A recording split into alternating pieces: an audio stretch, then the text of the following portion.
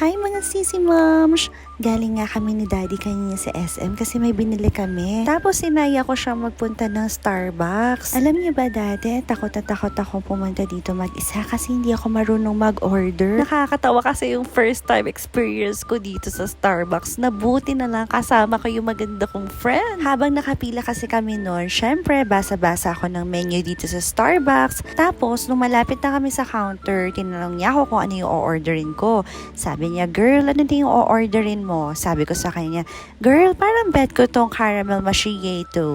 Tapos mauuta siya, nakakatawa kasi ay mali pala yung basa ko.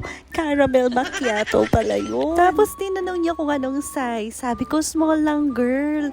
Yun pala, wala palang small dito. Yung pinakamaliit palit dito ay to. Mauutas talaga kami sa kakatawa noon. Nakakahiya talaga kung ako yung umorder. Kaya sabi ko sa kanya, girl, next time, yung parang chocolate na lang yung orderin ko. Tapos sabi niya, mag-frap ka na lang.